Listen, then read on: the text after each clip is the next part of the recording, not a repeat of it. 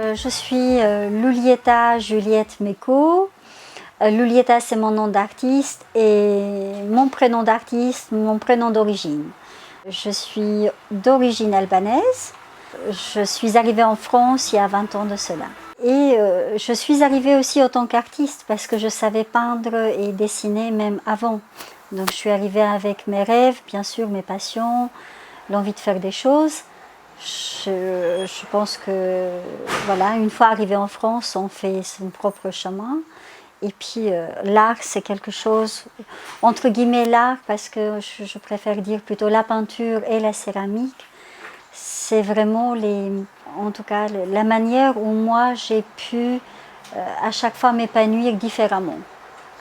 En dehors du travail, bien évidemment, de la famille. Quand j'étais toute petite, j'aimais bien dessiner. Tout le monde me disait à l'époque, tu dessines bien, tu dessines bien. Et mon père, parce qu'on était quand même une famille qui était quand même dans un pays communiste, mon père, à chaque fois quand il faisait une pétition, je me rappelle quand j'étais toute jeune, l'âge de 11-12 ans, il mettait en fait une pétition dans l'arbre du village. À chaque fois, il prenait un de mes dessins et l'accrochait en bas. C'est comme ça que ça avait commencé un petit peu la façon de dessiner. Je ne savais pas du tout s'il y avait des grands artistes. Je ne savais pas à l'âge de 12 ans qu'il y avait un Picasso ou un Monet ou un Manet, puisque c'était quand même complètement fermé, cette ouverture-là. Mais j'ai quand même passé un concours à l'âge de 14 ans et demi pour pouvoir, en tout cas, quitter donc, ma famille et partir dans un lycée professionnel d'art plastique. J'ai gagné ce concours et je suis allée dans une école d'art plastique, un lycée professionnel, et c'est comme ça que ça a commencé.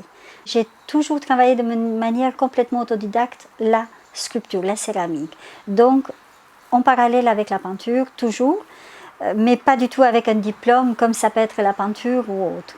Je travaille d'abord avec un croquis, c'est-à-dire que je vais essayer de faire un croquis, c'est-à-dire je prends mon crayon, je me mets sur mon dessin, comme c'était le cas. Donc je vais essayer de faire à peu près ce que je pense une tête, de la manière comment je veux le sculpter.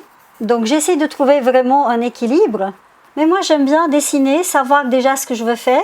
Donc ça me permet à la fois de travailler sur la peinture, le dessin, et en même temps de pouvoir travailler la matière en mettant de la terre, en mettant donc maîtriser l'eau, le feu, la terre. Donc c'est vraiment les éléments après de pouvoir justement faire un travail qui demande à la fois de la recherche et aussi un travail qui m'épanouit dans ce que je cherche.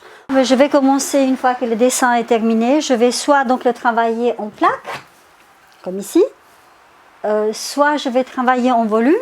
Et là, je vais, comme je vous ai montré tout à l'heure, je vais travailler, sculpter au fur et à mesure, d'arriver à pouvoir essayer de me rapprocher le plus possible du dessin, puisque le croquis, c'est quand même quelque chose. Donc, je vais imprimer sur la terre des matières différentes, des matériaux différents. Donc, là, je prends un morceau de dentelle, par exemple.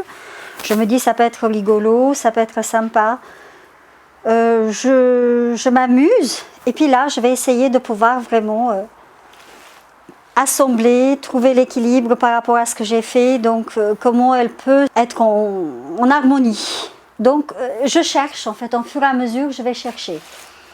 Et si ça me plaît, à ce moment-là, je continue plus loin, je continue à coller, à colmater, donc, et finalement, donc une fois qu'elle est sèche, donc je vais le faire cuire et je vais incruster aussi encore plus tard les aimants. Mais je fais aussi un processus un peu différent où je vais utiliser des colorants de masse avant, c'est-à-dire que je vais peindre la couleur quand elle est encore humide.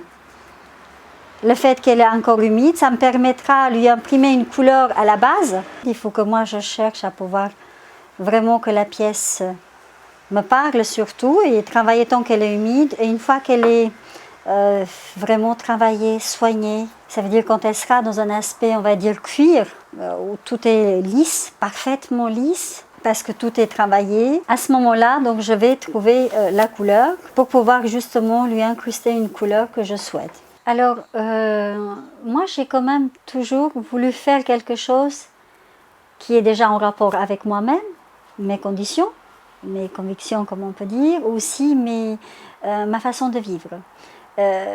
C'est-à-dire que dans l'expression, que ce soit des femmes ou que ce soit des peintures, il faut qu'il y ait des sujets en tout cas et quelque chose qui interroge. Qui interroge parce que je pense que les artistes ont un regard beaucoup plus en avant que, pas que les gens qui sont de la politique ou autre, mais je crois qu'on est tellement sensible et cette sensibilité, on a envie de le montrer pour qu'elle soit presque vue. Et à ce moment-là, quand c'est vu, on dit « Ah oui, c'est vrai, il y a quand même un impact. Donc il faut changer, il faut toucher. » Donc je crois que c'est dans ce sens-là, j'aime bien travailler. Après, il y a aussi le côté plaisir, le côté presque thérapie, envie de se faire du bien. Et sans ça, je ne fais pas partie des artistes où ils souffrent pour faire de l'art. Je préfère plutôt tout ce que l'art me porte, de me sentir bien. Vraiment, les sujets, pour moi, c'est dans la tête, c'est dans ce que je vois. C'est un peu plus compliqué. Et donc ça dépend. Par exemple, là, vous avez un personnage de l'Afrique, donc un homme, on va dire, de l'Afrique. Et là, moi, j'étais choquée au départ parce que tout le monde disait l'Afrique noire, l'Afrique noire. Et pour moi, l'Afrique, elle est bleue. C'est-à-dire que tous les gens que je vois, je les vois en bleu. Et les yeux, je les vois vraiment en forme, c'est comme je vois le soleil. Donc chaque chose, pour moi, comment dire, il faut quelque chose pour moi en fait qui soit en révolte avec quelque chose que la société n'accepte pas, qu'on le voit différemment. Donc oui, il y a une signature qui est propre à chaque artiste comme à chaque écrivain qui écrit un roman, une poésie. Alors la mienne, elle est en tout cas entre le figuratif donc, et l'abstrait, mais avec une philosophie, la mienne, donc travailler autrement.